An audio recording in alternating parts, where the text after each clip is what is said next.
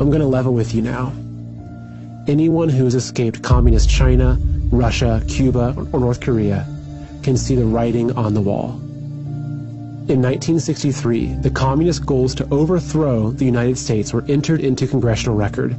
They stated, capture one or both of the political parties, infiltrate the press, gain control of key positions in radio, TV, and motion pictures.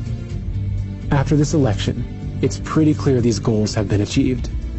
And the more you look into it, the more you see that all roads lead to China, or more specifically the Chinese Communist Party, the CCP. Guess who owns a massive chunk of Hollywood, including AMC theaters and legendary film studios? You got it, the CCP. Guess who pays millions of dollars to mainstream newspapers, including the Wall Street Journal and the New York Times, to publish their propaganda? The CCP. And guess who's given the Biden family billions of dollars? Yes, the CCP. Now do you see why Biden is the media's darling? On the contrary, who's been the biggest thorn in the CCP's side? Who stood up to their abusive trade policies and slapped them with billions of dollars in tariffs? Who dismantled their stranglehold on manufacturing and brought American factories and jobs back home? Who stopped the pillaging of U.S. intellectual property? Who put serious penalties in place for violating religious freedoms? And finally, who had the guts to call a spade and rightfully point a finger at the CCP for concealing a virus that has crippled our entire world? President Trump. Now do you understand why they hate him so much? They've been coming after America, coming after you and I for decades, and their plan was basically complete. That is, until President Trump got in their way. Right now, we're in a battle for our republic. The enemy is already inside the gates. Even those we thought we could trust have turned on us. They're not fighting with guns and bombs, no, but with words, ideas, and narratives. Because what they're fighting for are our minds. In 1956, communist leader Khrushchev said, "We will take America without firing a shot. We do not have to invade the U.S. We will destroy you from within." I hope you can see now that the invisible enemy is communism, and the most deadly virus is the Chinese Communist Party. It sneaks into a country through the vices of corrupt politicians, businessmen, and people with power and influence. It rips through cities and towns, bodies and minds, leaving no stone unturned, no soul untouched, and a trail of death and destruction in its wake. It sows its seeds by convincing us that lies are truth, evil is good, and hatred is love, that division is unity, and that our enemies are each other. Man versus woman, rich versus poor, black versus white, left versus right. It takes root when we feel helpless, afraid, and alone.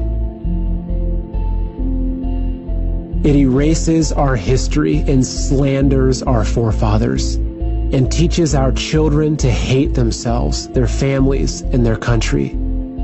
It ridicules our beliefs, undermines our values, and attacks our way of life. It even demands that we kneel down in shame. But we will not be ashamed. It can't pull the wool over our eyes anymore, because we know who we are. We fought to escape tyranny. We bled to end slavery. We revere the brave men who died to secure our freedom. We welcome people of all races and religions. We love our neighbors. We help the poor. We cherish our families. We work hard for what we have. We unite in times of hardship. We know good from evil and truth from lies. And we know that our rights don't come from the government.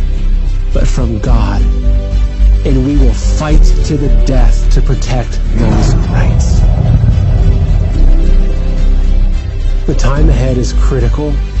We, the people, need to call upon our president to defend us from enemies, foreign and domestic, and uphold his oath. For the time being, we still have free press and free speech at our fingertips. But if we don't grab hold of them now, we'll lose them forever.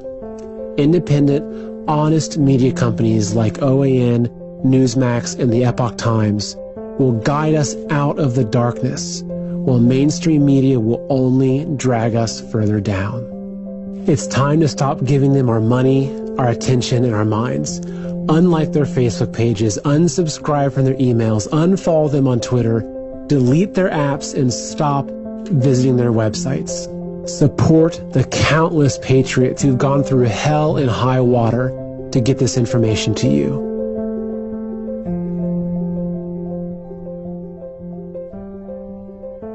Like their content, subscribe to their channels, share their videos, spread their message.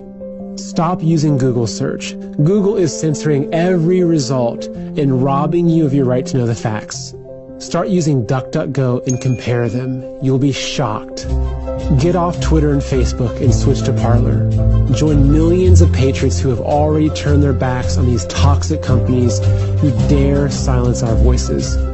Join the millions of patriots who are standing up and rallying across the country, demanding justice and rejecting communism.